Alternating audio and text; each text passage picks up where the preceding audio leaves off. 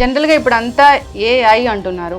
అంటే ఒక 5 years తర్వాత ఎవరు పెథాలజిస్టులు ఉండరు, రేడియాలజిస్టులు ఉండరు ఇలా చెప్తూ ఉన్నారు. ఇంకా 20 years తర్వాత బిల్ గేట్స్ చెప్పారు 20 years తర్వాత డాక్టర్సే ఉండరని. ChatGPT వచ్చి అక్కడి నుంచి DeepSeek వచ్చి 2 వారాల్లో Grok 3 వచ్చేసి అంత ఫాస్ట్గా వెళ్తున్నప్పుడు ఇట్ మైట్ హ్యాపెన్ టుమారో. ఒక డాక్టర్ పర్యవేక్షణలోని ఈ టెక్నాలజీ అంతా ఉంటుంది కదా సార్. ఇప్పుడు అవైలబుల్ టెక్నాలజీ, ఇప్పుడు అవైలబుల్ అండర్స్టాండ్, ఇప్పుడు అవైలబుల్ దాన్ని ప్రాసెస్ చేసే ఇంటెలిజెన్స్ అనేది ఇప్పుడు బెస్ట్ డాక్టర్ ఉంటాడు, హ్యూమన్ డాక్టర్. దానికి 100 రెట్లు 1000 రెట్లు మించిన processing power, memory power, studying power ఉన్న మషిన్. ఎందుకంటే మనిషి ఆల్రెడీ స్టేజ్కి వచ్చేసాడు.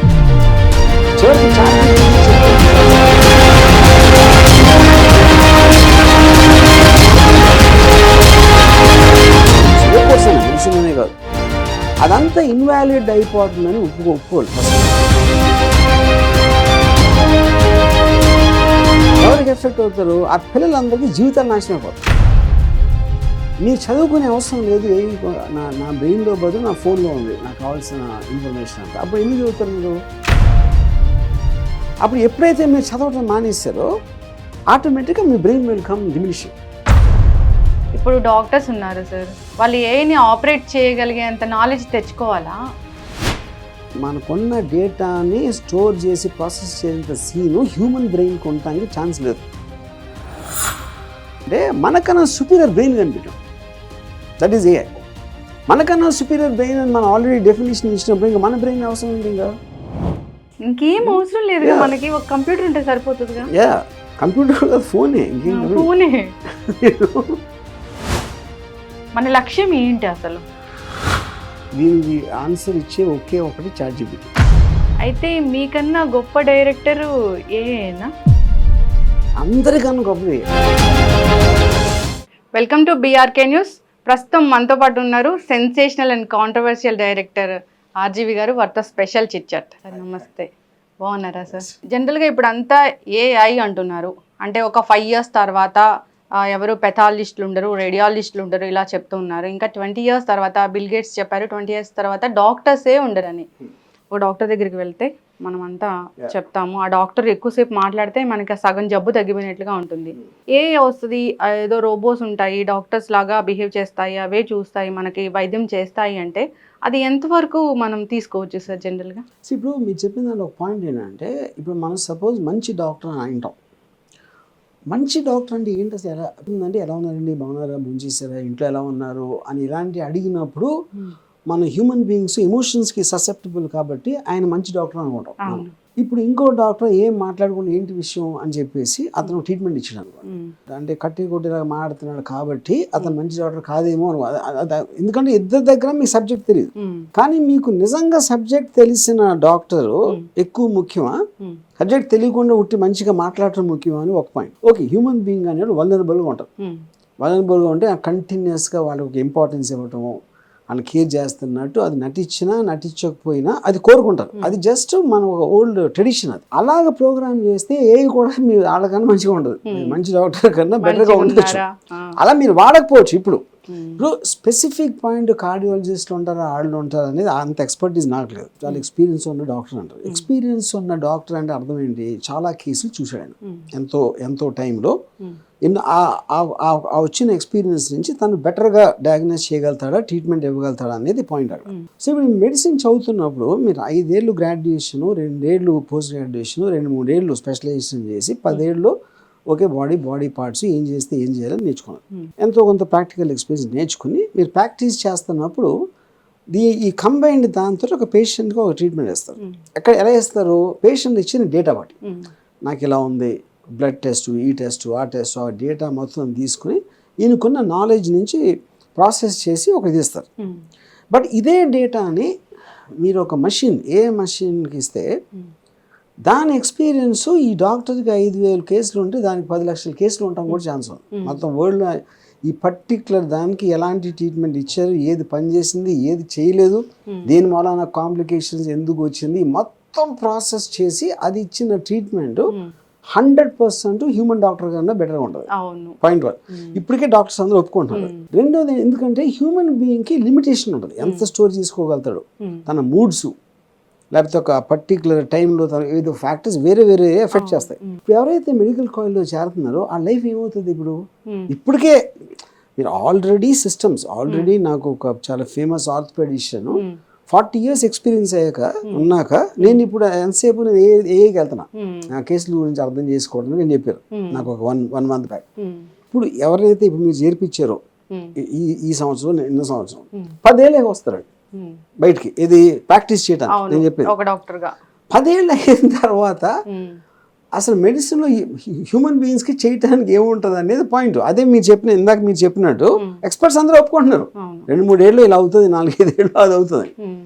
25 ఏళ్ళు అవుతుందా, 10 ఏళ్ళు అవుతుందా, రేపే కూడా అవ్వచ్చు. ఎందుకంటే ఏ ఈజ్ వెరీ అన్ప్రెడిక్టబుల్. అది ఎంత ఫాస్ట్గా ChatGPT వచ్చి అక్కడ నుంచి DeepSeek వచ్చి 2 వారాల్లో Grok 3 వచ్చేసి అంత ఫాస్ట్గా వెళ్తున్నప్పుడు ఇట్ మైట్ హ్యాపెన్ టుమారో. అది తెలియదు మనకి ఏమవుతుందని.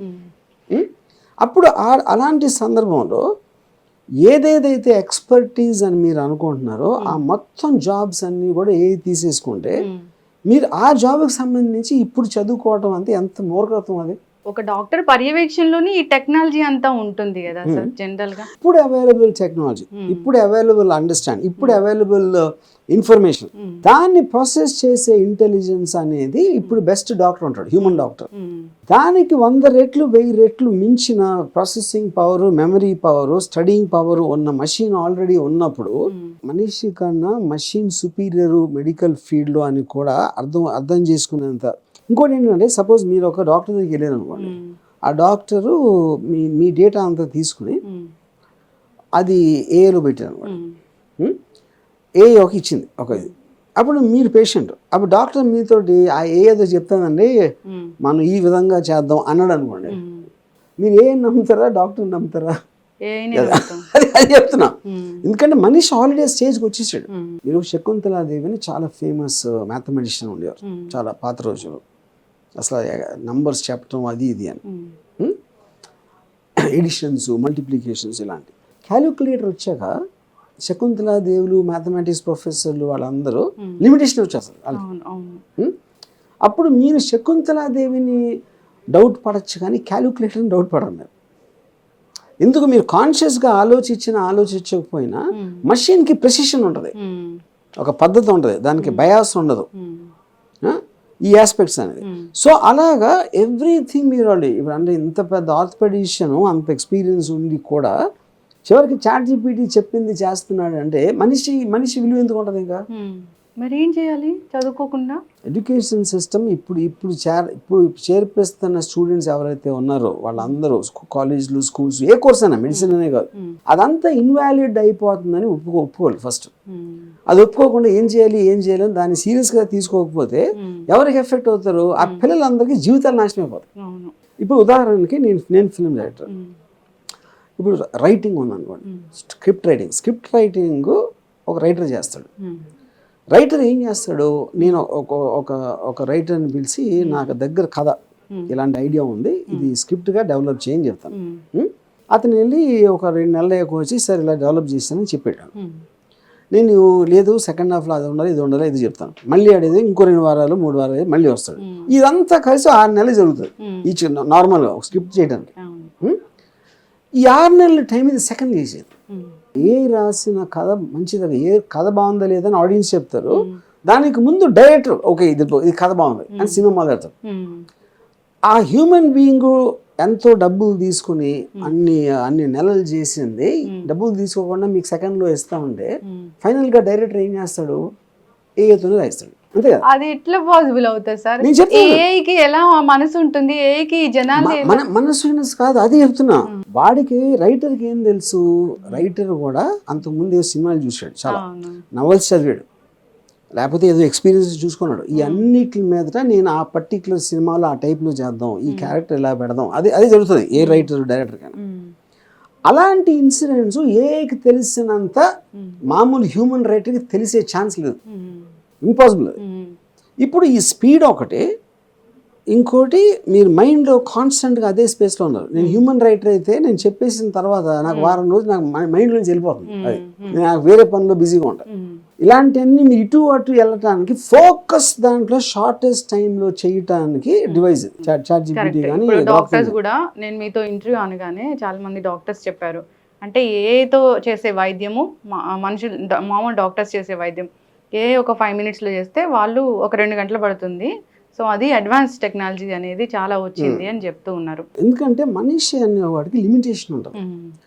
అతని కాన్సన్ట్రేషన్ కానీ అతని డేటా మెమరీ కానీ ఆ ప్రాసెస్ చేసే స్పీడ్ కానీ ఆ విధం కానీ ఇందాక నేను చెప్పిన ఎక్స్పీరియన్స్ 5 లక్షల కేసులు స్టడీ చేసి చెప్పడానికి 5,000 కేసులు స్టడీ చేసి చెప్పడానికి ఉన్న డిఫరెన్స్ అది బేసిక్గా ఫండమెంటల్గా యూనో అది ఉన్నప్పుడు ఆటోమేటిక్గా మీరు ఇవాళ ఎప్పుడైనా ఎవరైనా ఒకటి చెప్పారనుకోండి, ఒక మనిషి ఎక్స్పర్ట్ కూడా అనుకున్నాడు, మీరు వెంటనే గూగుల్లో చెక్ చేస్తారు కరెక్టా కాదా అని. ఫైనల్గా గూగుల్ నమ్ముతారు. అవును, అంటే ఆల్రెడీ మనిషి మీద నమ్మకం పోయి మషిన్ మీద నమ్మకం ఆల్రెడీ వచ్చేసింది. అది ముందే వచ్చింది, రాక ముందే. అది బేసిక్గా దాన్ని ఎక్స్పీడియేట్ చేస్తుంది. ఇప్పుడు మ్యూజిక్ ఉందనుకోండి, మ్యూజిక్ అనేది నేను ఒక మ్యూజిక్ డైరెక్టర్ని తీసుకున్నాను, దానికి ఇది సందర్భం అని చెప్పాను, అదేదో ట్యూన్ చేసాడు, ఆ ట్యూన్ బాగుందో లేదో కొంచెం చరణం మారుద్దాం ఏదో అన్న, దాని తర్వాత ఏదో పెట్టి ఈ స్టైల్లో చేద్దాం, ఆ ఫలానా రిఫరెన్స్ ఇవన్నీ చెప్పి ఒక నార్మల్గా ఒక సాంగ్ చేయడానికి ఒక మంత్ అలా పడుతుంది యూజువల్గా. ఇప్పుడు ఆ 1 monthది ఇది 10 సెకండ్లు చేస్తాను. ఆ 10 సెకండ్లు చేసి మీకు నచ్చలేదు అనుకోండి, మీకు నచ్చలేదు అంటే 10 సెకండ్లు ఇంకోటి ఇస్తాను వర్షన్. అలాగే మీకు నచ్చే వరకు ఇస్తానే ఉంటుంది. ఫైనల్గా కావాల్సింది ఏంటి, మీకు నచ్చడం, ఎవరైతే అడుగుతున్నారో ఆ సాంగ్ అది అలిసిపోదు దానికి. అంటే అది అలా ఇచ్చినప్పుడు మొత్తం వాయిస్ కంప్యూటర్ జనరేట్ చేసి మ్యూజిక్ చేసి అన్నీ చేసేస్తే మీరు 1 month లోపల ఆడిచ్చే 4 ట్యూన్లో 3 ట్యూన్లో బదులు 1000 ట్యూన్లు వస్తుంది మీకు. అది మీరు నచ్చే వరకు డైరెక్షన్లో కూడా ఎవ్రీథింగ్ మీరు ఒక్కటి ఇది అది అని కాదు. ఇప్పుడు ఫర్ ఎగ్జాంపుల్ నేను ఒక సీను, ఒక పర్టికులర్ సీన్లో ఒక అసాసినేషన్ అటెంప్ట్ అని నాకు రాయమని చెప్తే అది ఏంటి మొత్తం camera angles, lighting, atmosphere, properties, ఈ మొత్తం డీటెయిల్ ఇచ్చింది. అసలు సినిమా ఎవరు చేయలేదు, ఏ రైటర్ కూడా అంత డీటెయిలింగ్ అనేది ఇవ్వడానికి ఆస్కారం లేదు అసలు. అప్పుడేంటి నేను ఊరికైనా కూర్చొని కాఫీ తాగుతా స్క్రిప్ట్లు రాసి మ్యూజిక్లు చేసేసి అన్నీ చేస్తున్నప్పుడు నా స్టాఫ్లో 70% పని లేదు. ఏదో ఉన్నారు కాబట్టి వాళ్ళకి ఎంప్లాయ్మెంట్ ఇస్తాం, జీతం ఏదో. ఒక పర్టికులర్ టైంలో ఏం చేయట్లేదు కాబట్టి, అది అవసరం లేదు కాబట్టి వాళ్ళని తీసేస్తాం. That will create a tremendous job loss in every department. నేను సినిమాలు అంటలేదు. ఇప్పుడు మీరు చెప్పే ఎక్స్పర్ట్స్ కార్డియాలజిస్ట్ ఉండరు, వాళ్ళు ఉండరు, వీళ్ళు ఉండరు అంటే అర్థం అదే కదా. అప్పుడు ఆ ఎక్స్పర్టీస్ ఆల్రెడీ చేసేసిన వాళ్ళు అటు ఇటు తిరుగుతారు, వెళ్ళిపోతారు. ఇప్పుడు వెళ్తున్న వాళ్ళు దట్ ఈస్ ద డేంజర్. ఎవరైతే ఇప్పుడు ఫర్ ఎగ్జాంపుల్ ఏ యాప్స్ ఉన్నాయనుకోండి, రేపు పొద్దున్న మ్యూజిక్ కెరియర్ కంపోజర్ అవుతా, రైటర్ అవుతా, లేకపోతే సింగర్ అవుతా, వీళ్ళందరూ ఏమవుతారు? వాళ్ళు సింగర్స్ కూడా లేకుండా ఎవరు ఉండరు. ఎందుకంటే ఇప్పుడు అది జనరేట్ చేసే సింగింగ్ క్వాలిటీ టాప్ సింగర్స్ కానీ ఎక్కువ ఉంటారు. ఎందుకంటే మషిన్ కాబట్టి it will go for perfection. Human బీయింగ్కి పర్ఫెక్షన్గా ఉండటం అనేది ఛాన్స్ లేదు. ఇంకోటి ఏం చేస్తుంది, మీకు మహమ్మద్ రఫీ వాయిస్ ఇవ్వమని ఇస్తుంది, మైకేల్ జాక్సన్ అంటే ఇస్తుంది. ఏదైనా ఉంటే దాన్ని అడాప్ట్ చేసుకొని కాదు, మీరు అడిగితే క్రియేట్ చేసుకోలేదు కదా, చేసుకుంటుంది. I want a voice which I never heard before అంటే ఇస్తుంది. లేకపోతే మీరు 3 వాయిస్లు కలిపేమంటే ఇస్తుంది. ఇలాంటి సింగర్లో ఉన్న బేసు ఆ పర్టికులర్ హై పిచ్ నోట్స్లో అది కావాలి, లేకపోతే ఎక్కడ ఇది కావాలి, అని ఒక హార్ష్గా పాడాలి, లేకపోతే జెంటిల్గా పాడాలి, ఏది ఇస్తుంది అది. అది మీ ఓపిక. అది మీరు ఎంత డీటెయిల్ దానికి ఇస్తే దానికి తగ్గట్టు ఇస్తుంది అది. కానీ అసలు మనుషులు అప్పుడు ఎలా ఉంటారో కదా సార్, మొత్తము ఇదంతా మెషిన్ లాగా అయిపోతే మనం కూడా మెషిన్ లాగా అయిపోతామేమో. కానీ మనం ఇప్పుడు కూడా మెషినే. అక్కడ పాయింట్ ఏంటంటే మెషిన్కి ఇప్పుడు మనకి ఒక నిర్దిష్టం, ఇప్పుడు ఏ ఉందనుకోండి, మీకు ఒక ప్రోగ్రామ్ ఉంది, ఇలా చేస్తే అల్గోరిథమ్స్ అన్నీ ఉంటాయి. మనకేంటి, మనం ఏదైతే హ్యూమన్ వాల్యూస్ అనుకుంటున్నామో అది కూడా మన ప్రోగ్రామ్ చేశారు. అది రిలీజియన్ చేస్తుంది, మన పెద్దలు చేస్తారు, పేరెంట్స్ చేస్తారు, మీకున్న అనుభవాలు, మీకున్న ఫ్రెండ్స్, వీళ్ళందరూ కలిసి మిమ్మల్ని ప్రోగ్రామ్ చేసి. ఇప్పుడు మీకు ఎమోషన్ ఎక్కడ ఫీల్ అవుతారు, మీకు కోపం వచ్చింది అనుకోండి, ఎందుకు కోపం ఫీల్ అవుతారు? మీరే రైట్ అనుకుంటారు. మీరే రైట్ అనే ఈగో అనేది మనకు ఒక సోషల్ ప్రోగ్రామింగ్ ద్వారా జరిగింది. అప్పుడు మీరు నమ్మిన రైట్కి నేను నమ్మిన రైట్కి తేడా ఉన్నప్పుడు మన ఇద్దరికి కాన్ఫ్లిక్ట్ వస్తుంది. ఆ కాన్ఫ్లిక్ట్లో నేను రైట్ అని ఫీల్ అవుతాను కాబట్టి నా కోపం వస్తుంది, మీరు రైట్ అని మీరు ఫీల్ అవుతారు కాబట్టి మీ కోపం వస్తుంది. సో అది దేశాల మధ్య జరిగేది అదే, ఇంట్లో పెళ్ళాం పిల్లల మధ్య జరిగేది అదే, లేకపోతే ఇంకెవరి మధ్య జరిగినా అదే. అప్పుడు ఎమోషన్ అనేది పక్కకు నెట్టేసి రేషనాలిటీ అండ్ లాజిక్ ముందుకు వచ్చింది అనమాట. కాన్ఫ్లిక్ట్స్ ఉండవు ఇక్కడ, ఎందుకంటే you're only fighting with data. Truth అనేది ఇంటర్ప్రిటేషన్కి ఫ్యాక్ట్కి ఉన్న డిఫరెన్స్ అది. ఇప్పుడు ఫర్ ఎగ్జాంపుల్ యువాల్ హరారి అని ఒక చాలా ఫేమస్ ఈజిప్షియన్ ప్రొఫెసర్, తను ఏం ప్రొఫెస్ చేస్తున్నాడంటే గవర్నమెంట్స్ ఉండవని, ఇంకొక 5 yearsలో గవర్నమెంట్స్ అని ఉండవని చెప్తున్నాడు. ఎందుకు చెప్తున్నాడు? బ్యూరోక్రసీని రీప్లేస్ చేస్తుంది. ఇప్పుడున్నది ఏంటి, పొలిటికల్ ఎగ్జిక్యూటివ్ ఏమో బ్యూరోక్రసీ ఐఏఎస్ ఆఫీసర్లు వాళ్ళని కంట్రోల్ చేస్తుంది. దుబాయ్లో స్మార్ట్ పోలీసెస్ వచ్చినాయి, ఏఐ కంట్రోల్. అది నేను ఒక స్టేషన్కి వెళ్ళాను, అక్కడ పోలీసులు లేరు. అక్కడ నేను వెళ్ళి కూర్చుంటే ఒక స్క్రీన్ మీద అది వచ్చింది, please file state your complaint అని. నేను చెప్తా ఉంటే టైప్ చేసి నాకు కావాల్సిన లాంగ్వేజ్లో టైప్ చేసి ఇచ్చేసి నా తంబల్లో పెడితే అయిపోయింది, అదే కంప్లైంట్. నేను ఆఫీస్ని కలవలేదు అసలు. అప్పుడు ఎందుకు చేస్తుంది అది? పోలీసులు మనుషులు కాబట్టి వాళ్ళు లంచాలు తీసుకోవచ్చు, వాళ్ళు సరిగ్గా రాయకపోవచ్చు, వాళ్ళ పర్సనాలిటీతో కంప్లైంట్ ఇచ్చి కూడా భయపడదు. ఇంటరాక్షన్ లేకపోతే ప్యూర్ కంప్లైంట్ దాని ఎసెన్స్ ఉంటుంది అనే ఉద్దేశంతో చేసింది. సేమ్ థింగ్ మీరు అన్ని చోట్ల అప్లై చేయొచ్చు కదా.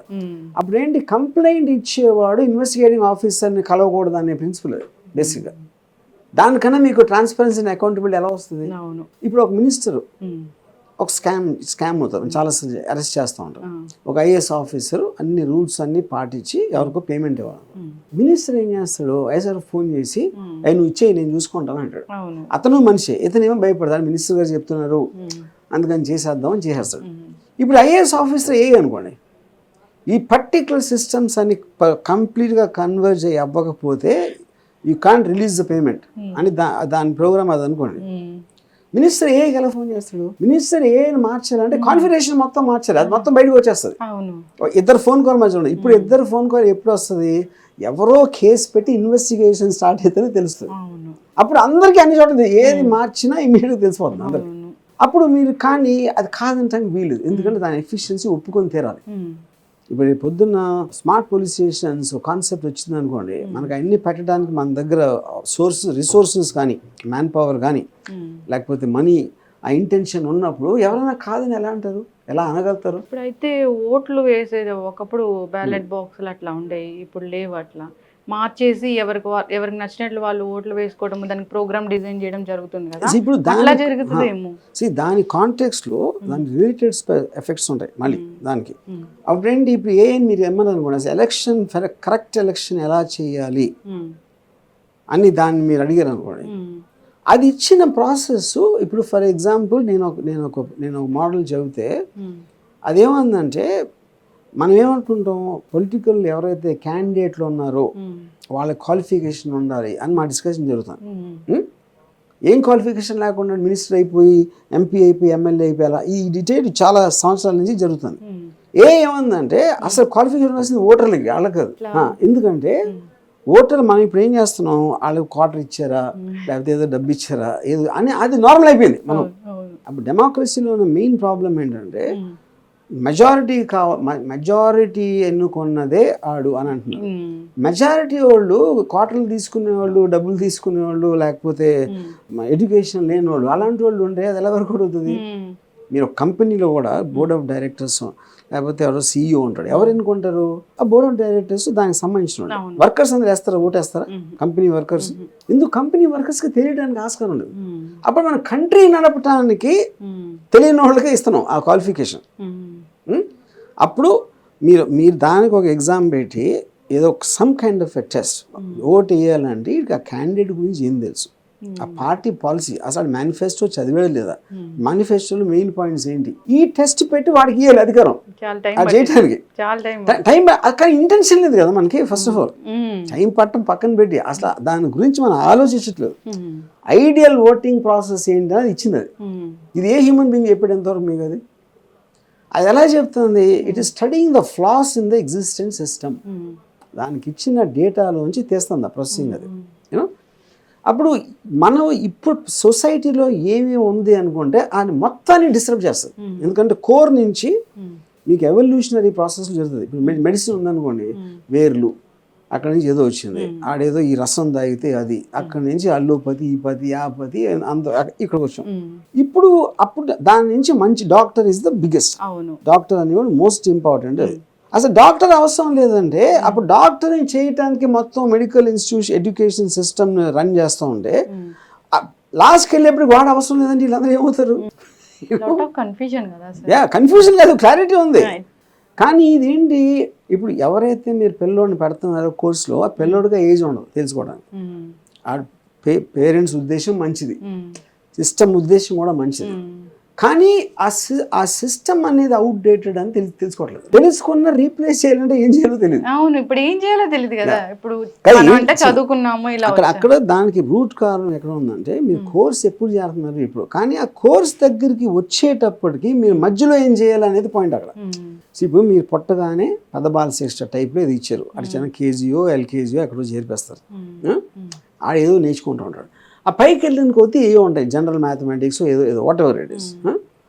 అది వచ్చినప్పటికీ అసలు ఫర్ ఎగ్జాంపుల్ నాకు ఇంతవరకు ఆల్జీబ్రా ఎందుకు నేర్పించారో తెలియదు. ఇంతవరకు నేను ఎవరిని కలలేదు ఆల్జీబ్రా ఏంటి ఉపయోగం అని. ఏదో ఉండొచ్చు, ఐఎమ్ షూర్ ఉంటుందని, కానీ అది చెప్పాలి కదా నాకు. ఆల్జీబ్రా ఎందుకు నేర్చుకోవాలంటే ఇక్కడ నీకు పనికి వస్తుంది, నీ బ్రెయిన్ ఏదో అవుతుంది, లేకపోతే అది ఏదో ప్రొఫెషనల్ కోర్సులో అని చెప్పరు. Education is about getting educated. వాళ్ళు ఏం చేస్తారు, ఇన్స్టెడ్ మార్కులు రావాలి, మార్కులు లేకపోతే నీకు జీతం, ఉద్యోగం రాదు, ఉద్యోగం లేకపోతే నీ జీతం అని అంటే ఇన్సెక్యూరిటీలో పెడతారు.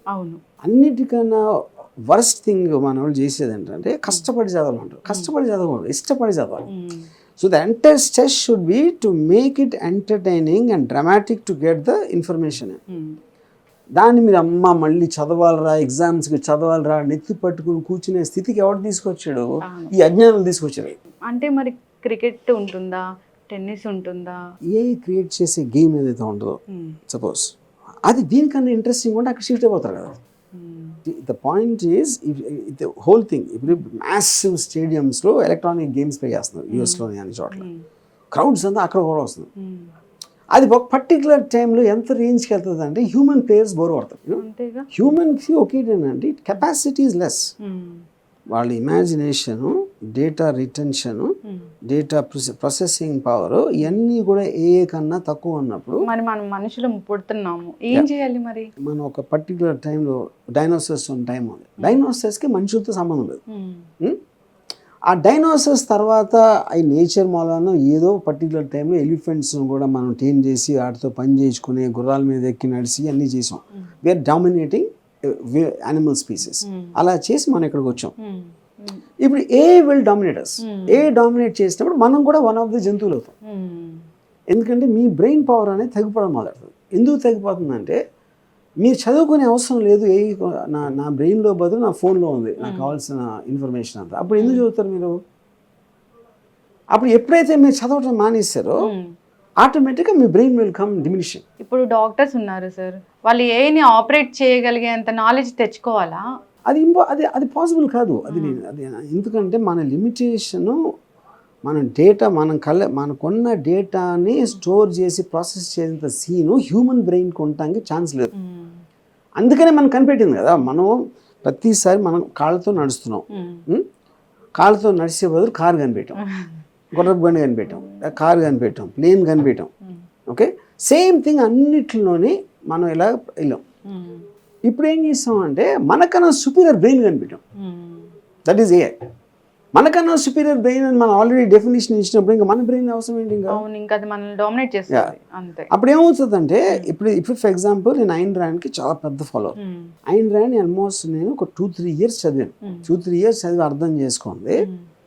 ఇప్పుడు ఏఐ నేను అడిగితే give me 5 questions which Ayn Rand cannot answer అని అడిగాను. నేనేంటి 2-3 సంవత్సరాలు చదివి 40 ఏళ్ళుగా నేను నమ్ముతున్నా ఐన్ ర్యాండ్. ఇప్పుడు ఏ ఇచ్చిన క్వశ్చన్స్ ఆ మొత్తం ప్రిన్సిపల్స్ ఆఫ్ ఫౌండేషన్ ఆబ్జెక్టివ్స్ పడగొట్టేసింది. నేను అర్థం చేసుకున్న ఐన్ ర్యాండ్ని అది మొత్తం ఫౌండేషన్ స్కూల్స్ పక్కన పడేసింది. అప్పుడు ఏమవుతుందంటే ఐన్ ర్యాండ్ ఎందుకు చదవడం? అసలు నాకు కావాల్సినప్పుడు ఐన్ ర్యాండ్ నిజం అందరికన్నా సుపీరియర్. గ్రాక్ 3 ఉంది, చాట్ జీపీటీ ఉంది, ఫలానా ఇది ఉంది, ఫలానా అది ఉంది అన్నప్పుడు అదంతా అందరి దగ్గర ఉంది, నా ఒకరి దగ్గర లేదు. అలాంటప్పుడు నేను బుక్ చదవను, నేను కోర్స్ చదవను. ఏమి చదవనప్పుడు మీ బ్రెయిన్ స్టంట్ అవుతుంది. కానీ దానికి వేరేగా ఎలా చేయాలంటే స్కోప్ ఉంది. కానీ సార్ ఏఐకి ఒక బేస్ అనేది కావాలి. ఇప్పుడు ఆర్జీవి లాగా ఆలోచించాలి అంటే ఆర్జీవి అనే వాళ్ళు ఒకళ్ళు ఉండాలి కదా. కానీ ఆర్జీవి కోసమే బతుకుతుందా ఇప్పుడు? ఎందుకంటే చాలా మంది the seeing it will become sentient, అంటే దానికి కాన్షియస్నెస్ వచ్చేస్తుంది. ఇప్పుడు మనిషి ఏంటంటే మీకు ఏదో బ్రెయిన్ ఉంది, నాలెడ్జ్ ఉంది, అది దాంతోపాటు నేను అలైవ్, నేను బతికున్నాను అన్న ఒక ఫీలింగ్ ఉంటుంది. మీ ఎమోషన్స్లో మీరు నవ్వుతారు, ఏడుస్తారు, లేకపోతే మీకు పెయిన్ ఉంటుంది, లేకపోతే మీకు ఏదో ఉంటుంది. ఇలాంటి ఫీలింగ్స్ అన్నిటి వల్లనే మన మనిషిగా కాన్షియస్ ఫీల్ అవుతాం. ఇప్పుడు ఇక్కడ ఏంటి డెఫినేషన్, చాలా ఇంటెలిజెంట్ వాడు he will feel lesser emotions compare to emotions మిమ్మల్ని డ్రైవ్ చేస్తున్నాయా, ఎమోషన్స్ మీరు వాడుకుంటున్నారా అనేది అక్కడ డిఫరెన్స్. చాలా ఎమోషన్ అయిపోయాడు, కోపం వచ్చేస్తుంది ఊరికి వాడికి అలాంటి కోపం ఇస్ ఆల్సో ఎమోషన్. కానీ that is coming from a certain particular ఏది మీరే రైటు అని మీరు ఫీల్ అవుతున్నప్పుడు మీ కోపం వస్తుంది.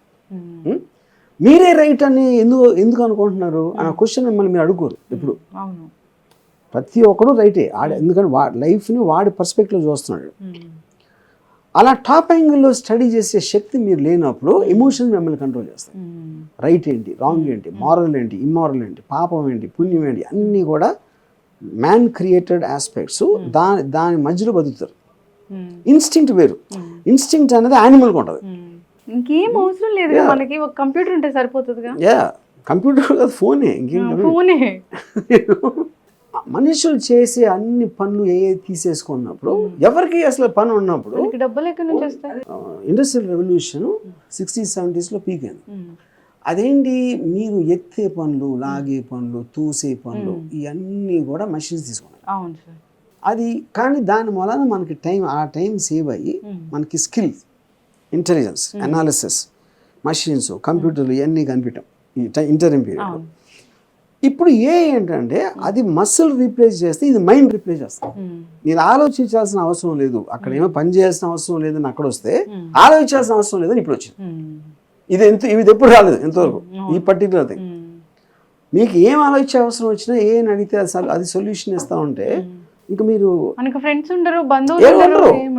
ఎందుకంటే ఫ్రెండ్స్ ఎందుకు ఉండరు అంటే ఇప్పటికే చాలా మంది పిల్లలు they are getting into chat bots, customised friends.